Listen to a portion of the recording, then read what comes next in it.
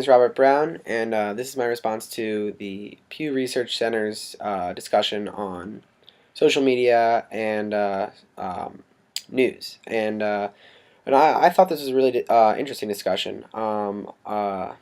it really, it shed light on the connection that social media had with news and the distribution of news, and how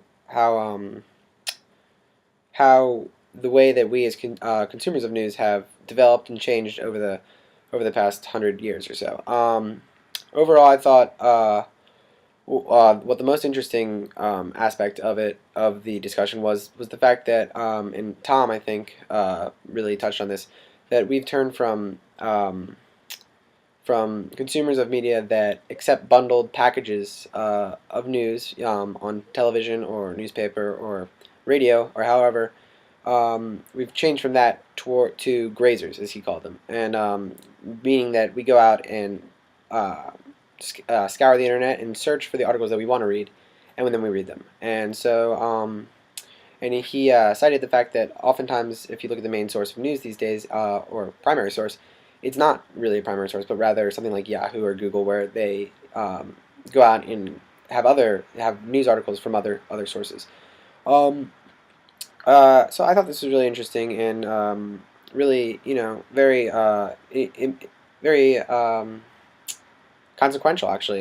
in that it shows that we're no longer gonna accept being blindly told something and accept what they give us,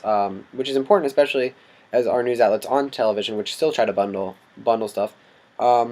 they become more polarized. As you see with Fox News and then the liberal, or so as they're claimed to be liberal stations, it's a healthy balance you want to get, and so it's good that we have this ability to go out and find our own sources of news and really be sources of news too, and that's where I think it connects with social networking and media,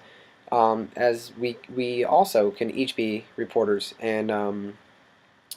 as I've seen recently on Facebook, there's a new thing. It's called Washington Post Reader. So in my news feed, you'll get a list of articles, and then next to it, it'll be a list of friends who have read these articles. And oftentimes, you'll just see the headline, and they discuss this, how oftentimes headlines and where the article's from is enough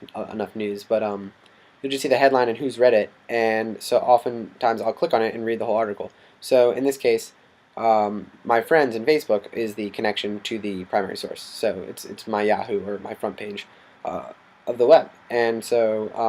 I can do this too by reading the article. Now my friends have seen that I've read it, and it's being spread to more people. And so this is an interesting connection with distribution of news and Facebook, really. And then also when I update a status, often about me or about something around me, that in some sense is news. So we're all really we're all, as by being connected on the internet and digitally, we all are sources of news and information to spread around us. So I think that's really interesting, and it's something that should be definitely studied and looked at, now and in the future, just because it can have a huge impact, and you can see that it's great privilege that we can go out and get our own information, but it's also, with it comes responsibility, because we're going to have to filter it as consumers, no longer being force-fed, and we're going to have to decide what's valid, and look at how we're being told news and what news we're seeking, and why we're going out and seeking that news. So, but yeah, overall, I thought it was an excellent discussion, and that it was very pertinent to today's life, and that it really connected well with the class's theme of social media and the influence of social media in a definitely digital and modern world.